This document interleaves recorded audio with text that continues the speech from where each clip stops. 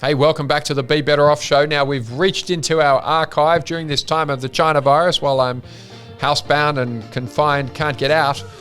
Harry Triguboff, what can you say? At different times, he's been Australia's most wealthy man.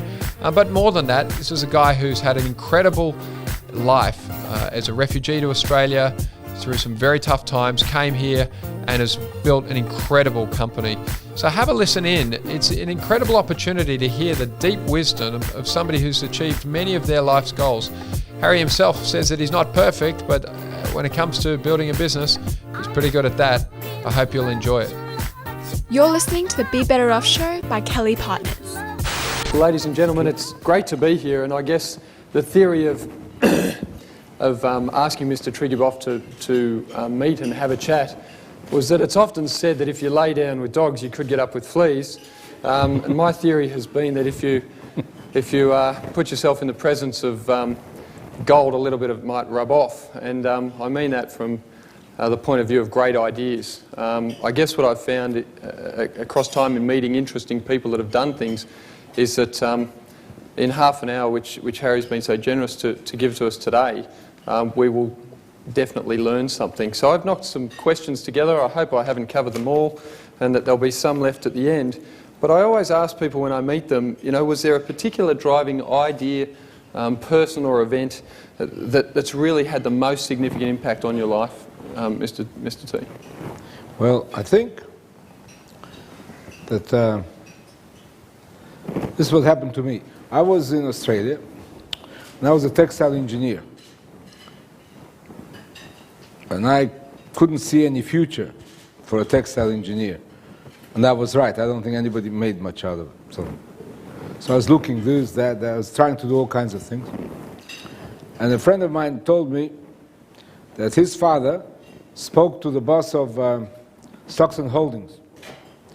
And old Scheinberg told him that his son should become a builder. So he came to me and he said, what do you think of building apartments? I said, terrific idea. I went there, because I already was selling a bit of real estate, so I knew a bit. I went and I bought the first site. And I made more money on that site in proportion than I have ever made again. So I knew that this is where I have to be. Excellent, excellent. So is there a saying that really sums up your approach to life, or a quote or motto? Well, I think I only like to be involved where there are problems. And when there are problems, I come with an instant solution, and it's always wrong, but it doesn't matter. I get all the people around me, and I make them all think at once with me, and I promise you our solution is always the best. Yep, as a group. That's it. That's how you do it. Excellent. Now tell me, and I think everyone's read enough about Mr. Triguboff not to labour through the detail of the history, but you get started, you buy this block of land, you're not a builder, you don't have any experience or university qualifications or anything like that, but you did have now this block of land. How much debt did you have on this block of land, and how concerned were you about the prospects for the first project?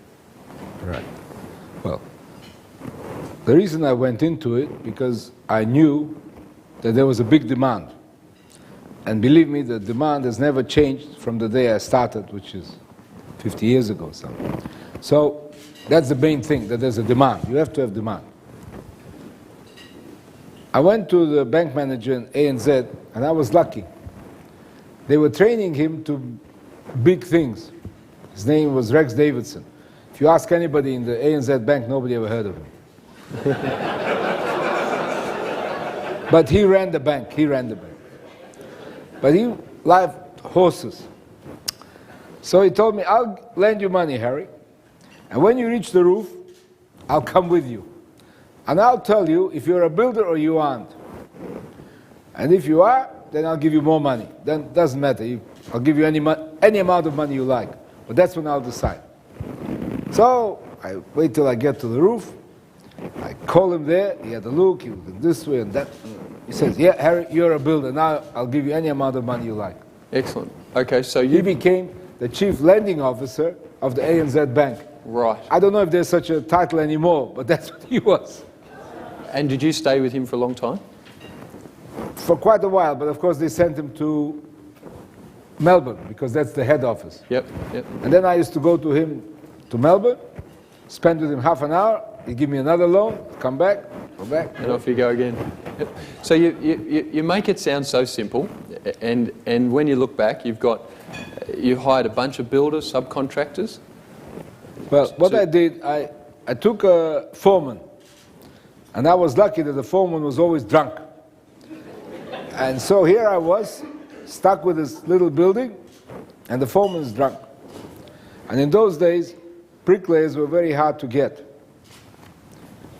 Now bricklayers are very easy because what's happening is there are less bricklayers required now. Before it was more. So then this young bricklayer came to me, a Scotsman, and he was a nice fellow. You see, in Scotland, the bricklayer, he's the chief contractor. In Australia, it's the carpenter. So he was teaching me what to do every night. So every night he would tell me what materials we needed next day. So I'd get the materials next day, he'd use them that day, next day, that day. And that way I learned very well, because I had no other job, I had nothing else to do. I stayed all the time on that site. And I was so dirty, like worse than all of them.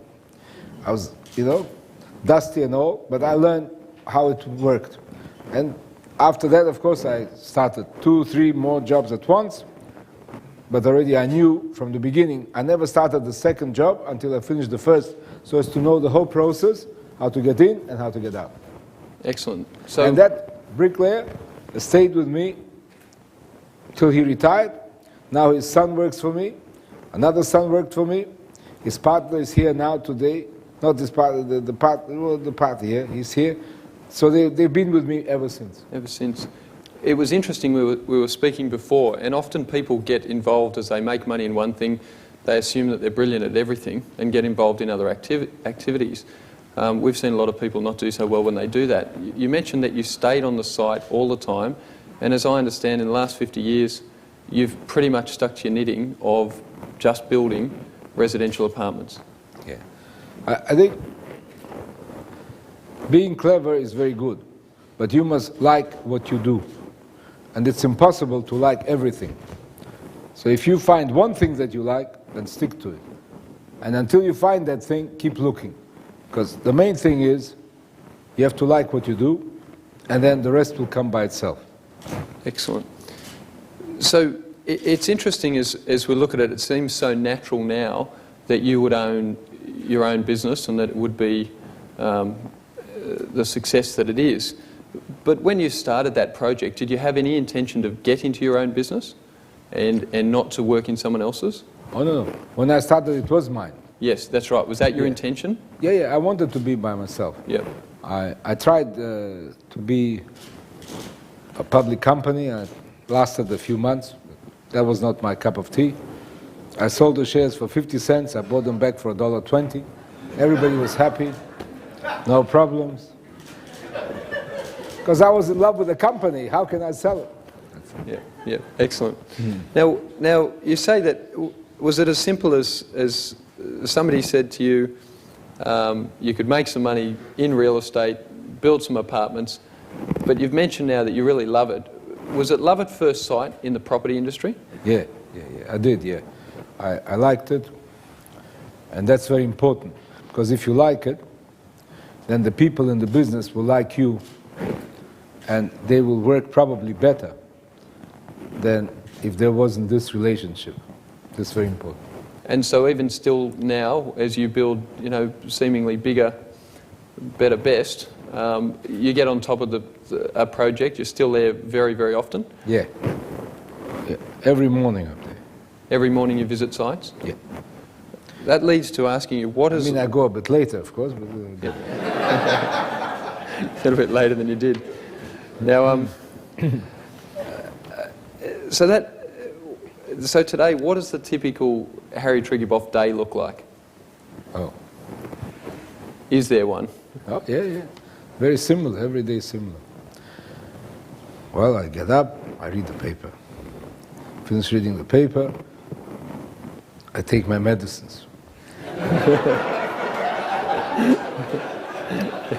Take my medicines, I go for a walk. Every day I go for a walk. Go for a walk, have my breakfast with my dog, and then I go to work. So I get to work 11 o'clock, 11:30, get to work. But then I stay till 6, 7 o'clock. I work enough hours. So then when I leave the home, the dog, the walk, I go around the jobs. Then I come to work, maybe 1 o'clock, maybe sometimes a bit later. And then I work in the office. And so that's every day the same. And that's the day. Excellent. What do you think, bigger picture issues, we were talking before, but what do you think are the most critical issues facing Australian business right now? And certainly your business? Yeah. Well, we are very lucky that China adores us. And that's just like I like my business, they like this country. It's not only a matter of money, they like it. So that's good, so they help us. But, of course, this is still not their home. Their home is China. And even though we are very successful in selling to so many Chinese now, I always am fighting, not that I need to, because there's so many Chinese, to get Australians into the market. Because the market is good when the local people are in it and believe in it and support it. And that's what I want. And that is why I'm always fighting the Reserve Bank. Because his interest rates make it impossible for people to buy. And he knows it. And it's not he that's in fault, it's the whole group of them that runs the place, and he will leave and another will come, and it will always be the same, it will never change. So this is one problem that we have, is that we must get those interest rates down. The other thing is that the money, people have lots of money in super, but they have no money in the bank.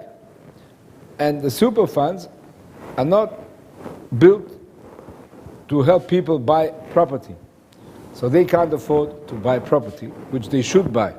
Instead, the super funds spend money on shares and other things. So I want that to be changed. And you mentioned about, sorry? Now the third big problem here is that politicians run the place. Very hard to be a politician and run it. A politician wants to be popular with everyone. Well, it's okay, but if you're popular with everyone, there's very little you can do. Because you want this, he wants that, what does he do? No good. So there has to be given more power to the doers, to the mechanics.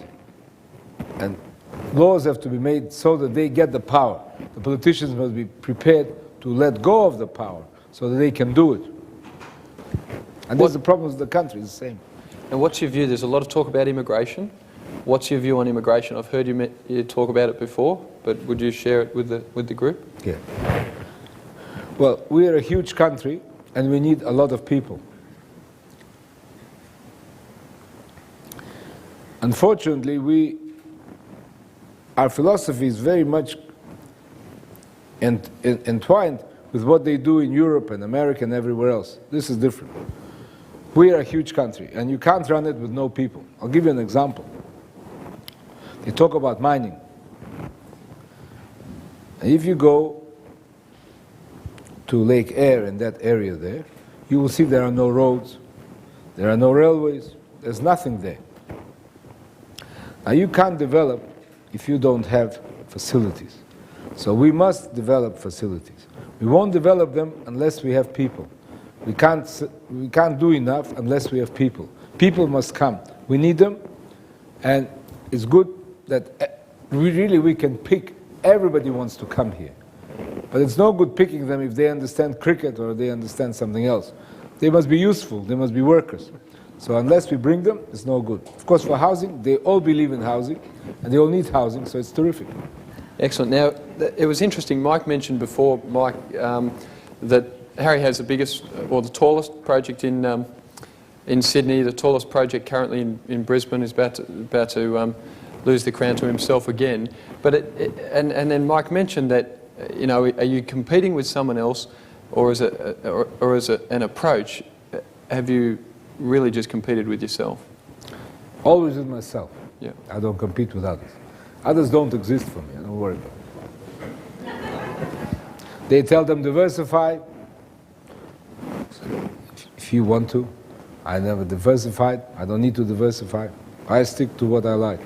And I know what I can do. And I know what the country needs and what the people want. So I don't compete with anyone. They can't compete with me because, unfortunately, when they go to a certain size, they become public companies. And in public companies, they tell them to diversify. So he might have been good at doing what I'm doing, but suddenly he starts doing 10 other things, of which probably 8 are no good and he sinks. It's very interesting. So where did you... Competition. Okay, as an insight, where does somebody, at your stage now, and having had the success you've had, it's understandable that you have that confidence. Did you always have that confidence? Always. Always? Oh, yeah. No problem. I get that sense. Does anyone get that sense? It's good. Very important. Very important. All of you must have confidence when you go to a bank.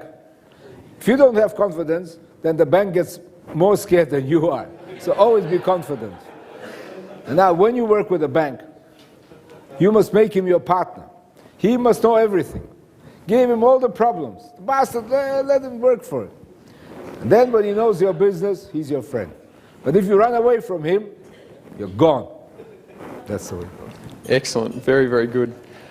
I think that was worth the price of a season's ticket right there.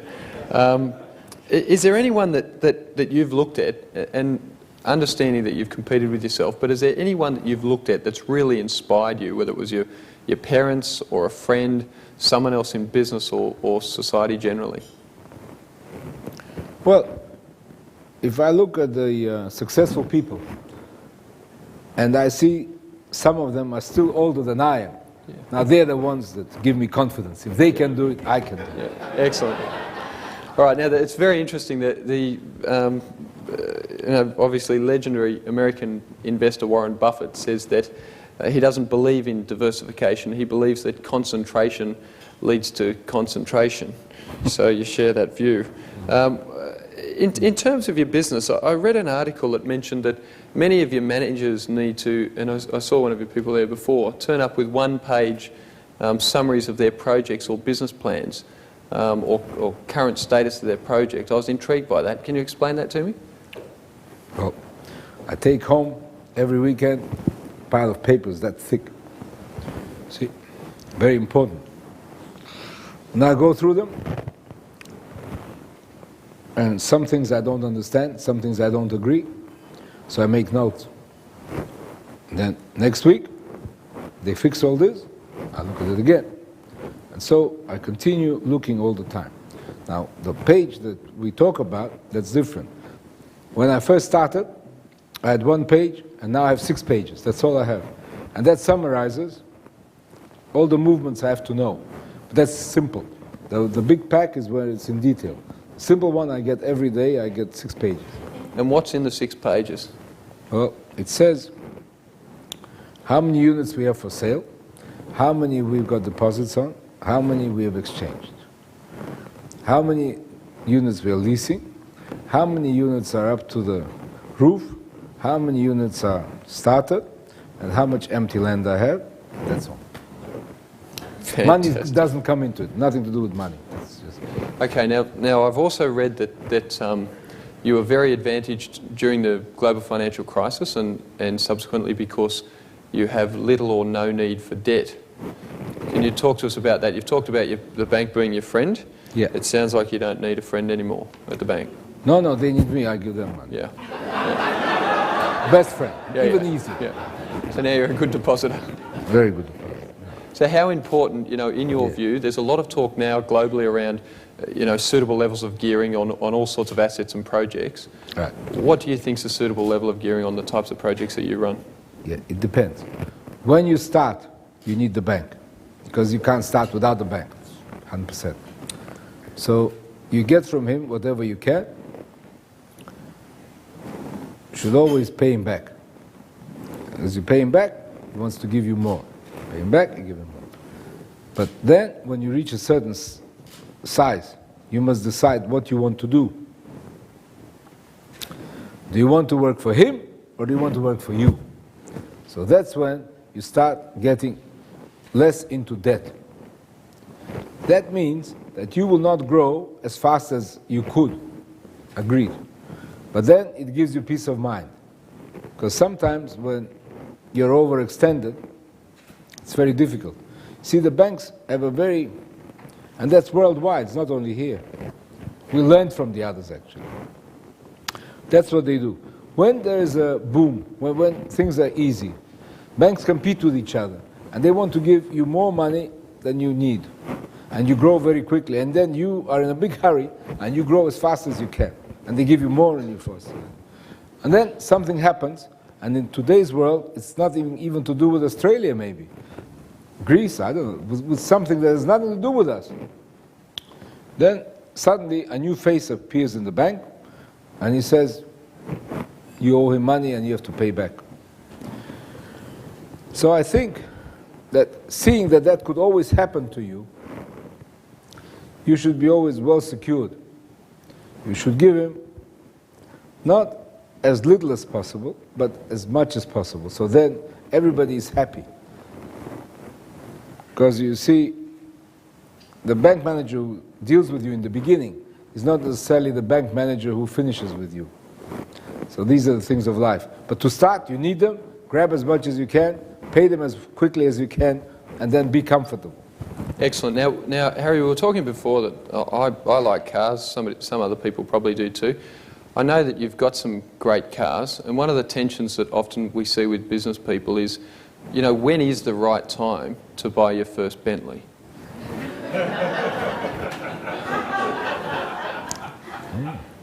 Well, first of all, you must be able to pay cash for it, because the moment you take it out, it's not worth half of what you paid. Yeah. So you must understand that. So money mustn't matter to you. But I used to have beautiful American cars when I first started. Oh yes, it was very nice ones. Drive around the cross, huge cars, beautiful, very nice. But we didn't go for Bentleys, we went for American cars. I think I had every type of big American car there was. And then I went for Mercedes, but they are a bit dull, we must admit.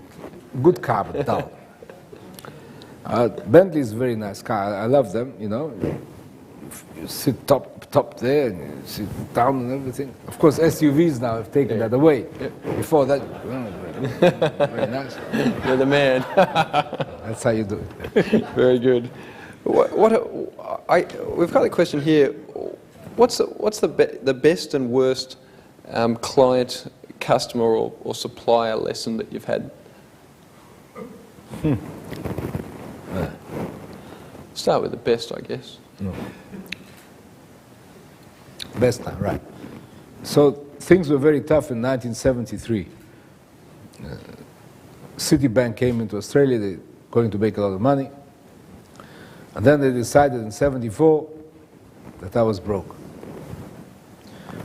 I proved to them I was not broke. They were convinced I was broke.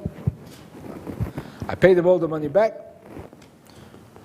And around 75, I think it was, they gave me a check of $2 million present, because they never believed I'd pay them back. So what they did, they thought that they would stop me from building, but they couldn't, because I'd start the buildings on my money, and then I'd tell them, right, it's mortgage to you, take half-finished building. So they then started pleading with me not to do it to them. And I said, I'll do it to you because that's the way I'll pay you back.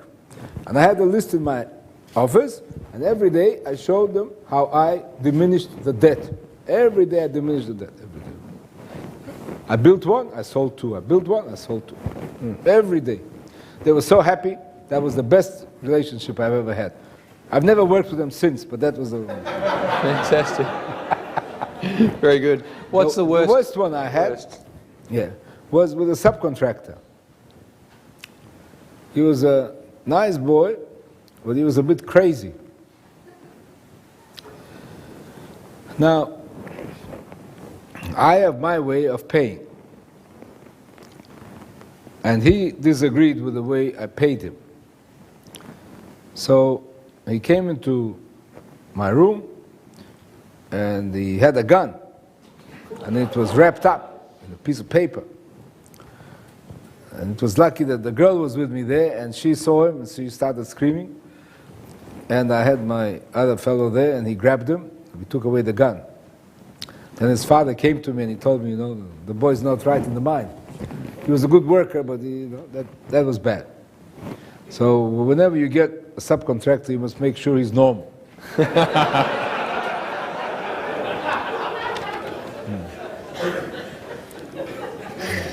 Oh dear.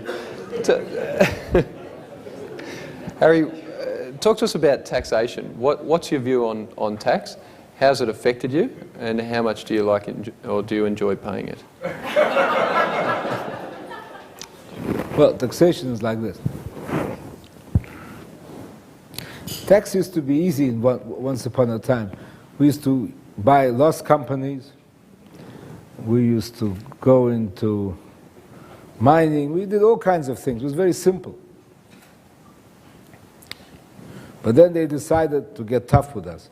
And all these big ideas disappeared.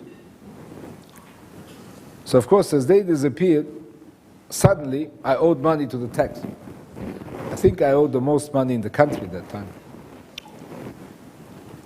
So they came to me and they said, you owe us money. I said, yeah, very good.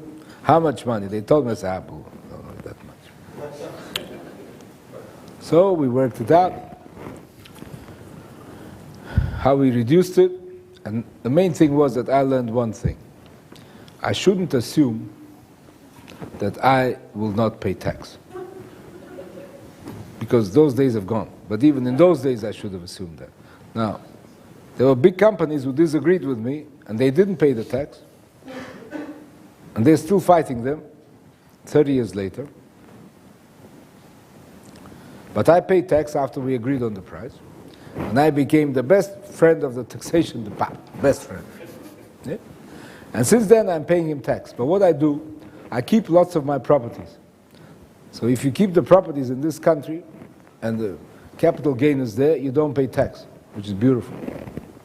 Only pay tax on the rent. You don't pay all the tax on rent because you have depreciation. So that's the beauty of my business, you see. I build a property, I already made a profit, I don't pay tax because I keep it. I then lease it, and then I don't pay all the tax on the rent because there's depreciation, so I pay very little tax. I do pay tax, though, on the ones I sell. Right. So what we have to do, in my case, is I have to buy a lot of empty land, because I think that I can get very good floor space ratio on the land.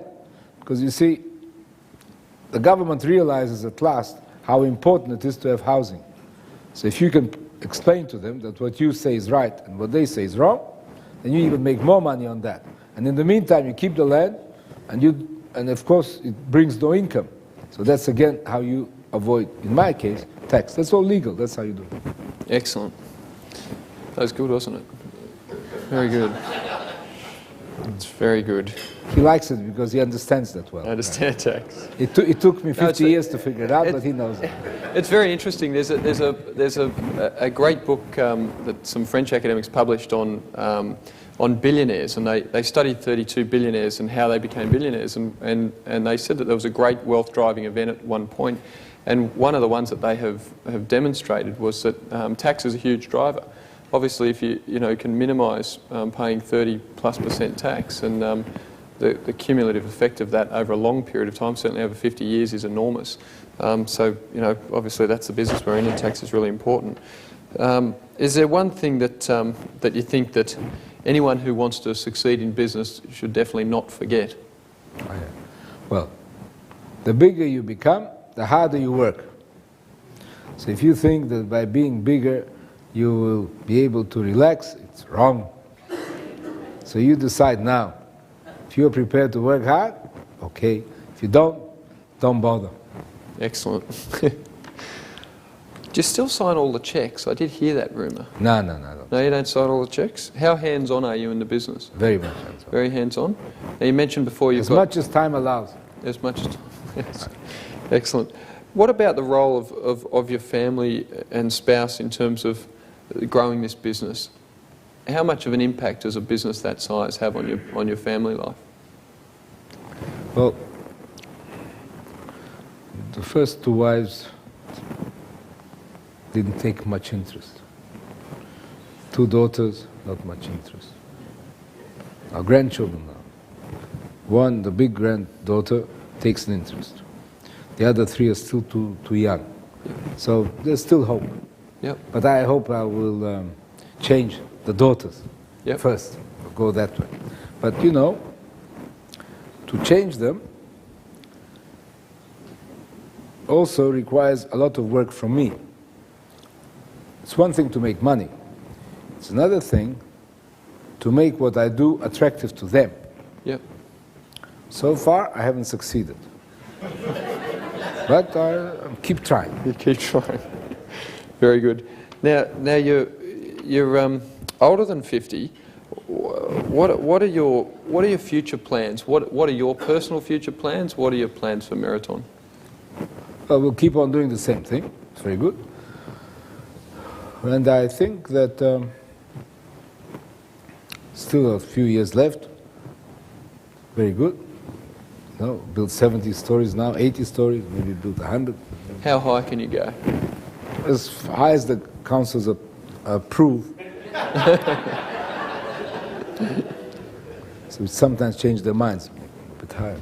But the problem is with building tall buildings, really, it's not the best way to make money. Because you see, when you spread the building on lower levels, say 10 floors, 12, 15 floors, you can build many at once. When you build one tall one like that, you're limited, because you can only build in that little space. So therefore it takes a long time. Yeah. But anyway, we're making changes so that we can make it quicker. Okay, now there's been some changes in New South Wales about how large property developments are approved, which we were talking about. Can you talk to us about that and also mention what happened up at Warriewood? Right. Well,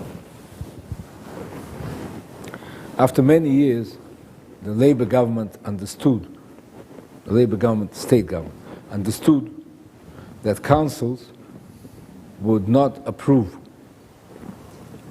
And if they approved, it would be in such a way as to make sure that the developer would go broke, which is even worse. Because the developer puts his last money in, the bank gives him the money, and the rest is history. We know what happens. So they then decided that the state government would approve big projects. And that was going on very well. But O'Farrell decided that he would say that the council should get back the power. Of course, he wanted to control them in certain ways. Right? And he was thinking of cottages. Because you see, where you get approvals in cottages, nobody protests. Everybody is very happy. Because the councils, they have no money, so they approve anything very easy. What he overlooked is that the people don't want to live where we can build cottages. Cottages we build are in the wrong place. I say what we should do with cottages is renovate, rebuild, fix the old ones. We have so many thousands of them, hundreds of them, millions of them. Just fix those. Big job. Don't worry about new ones. Just fix those. But now we have the problem, what will happen when the councils will regain a lot of their power. Now I hope that we will learn how to contain that power. But at this stage, it's not sure yet how it will happen, not sure. So we might even have less production than before. That even though you can produce cottages which nobody wants, it will be difficult to get approvals for apartments which everybody wants. Now what happened in Warriewood was, they had a crazy code there. And I bought the land, and they wouldn't approve what I thought they should approve, which had nothing to do with their code. So I went to Sato, he was the minister, and Sato said, I can't do anything with these guys because they control the upper house. There was a McTaggart, he was a member, he was an independent. He was scared of McTaggart, he controlled the house. So anyway, so then they get re-elected, and now at last McTaggart is gone, labor has control, and we come up with the same plans. So then they saw the plans again, and they said, yeah, we'll approve it. I got approval. So then the mayor of Pittwater, which is Warriewood, decided he was going to go against us. So here was a very interesting case. I had the planning department on my side, and the council, he was like normally the developer who is objecting. I loved it, you know. It wouldn't even matter who won, but just that picture. Something I waited for 50 years, I saw the picture. The council on that side, not on this side. And now I'm on this side. I'm like the council. I got approval. It was very dangerous what I did. Because in his heart, the planning department would be on their side, not on my side. But what I did was this. Since I had the approval, I started building. And I built as fast as I could. Yeah. And then I decided, what would the judge do? Tell me to pull down the building very hard. And the council was scared to put an injunction on me, because then they would be liable to pay if they were wrong.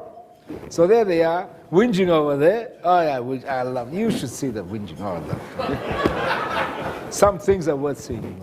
They were whinging. And I was building and building. And I told them, have a look today, have a look tomorrow. Anyway, thank God, the judge decided we were right, 100% right, and they have to pay my costs. Fantastic. All right, well, that's Mr. Triguboff. I'm so pleased that you came and shared that with us today. I know that Mike's got some microphones out there, I think, to take some questions if people have come up with some questions. So the question was, what's your best tip for dealing with council? And the young lady said that she's available to be adopted if you can't get any of your children interested or grandchildren. Very good. All right. Well, see, it's good looking. Okay, the tip with councils is this. They have a code. Now, you have to decide whether that code will allow you to make a profit. If it does not allow you to make a profit, then leave that development. I mean, this is what I'm talking to you about, fighting them, and this will come many years later. You're still too young for that. So you have to go what is... If you can't find such a council here, then the councils in Melbourne and Brisbane are much easier. So that's what you'll have to do. As for the interest, I hope that they will find an interest, and I hope that I will see you later. Thank you. Mr. Triguboff, my name is Patrick Keenan. I'm a property developer, smaller than you in that. I kind of ask you, if you look back over your projects, you have some more successful, some less successful. Is there a common theme for the ones that go very well, looking back in retrospect? Yeah. Well, you must build in the right place. All right? It must be convenient. That's the easy thing of dealing with Chinese. They're very logical, very easy to understand what he likes. And they're the main market. I mean, they're the ones that will buy from you. So you have to be near transport, you have to be near the city, and you have to be near good schools. If you got those three things, you can't go wrong from the position point of view. The next thing is you have to decide on the size of the apartments. Now, you will go to the local agents and they will all tell you to build mansions. Don't listen to them. Decide in your mind what you think is the best size. It doesn't mean it has to be the smallest, it doesn't mean it has to be the biggest. But usually, big numbers, you go for 2 bedrooms, make them 80 squares, 1 garage, you can't go wrong. Thanks for listening to the Be Better Off Show. If you enjoyed this episode, don't forget to rate and review on Apple Podcasts. Have a great day.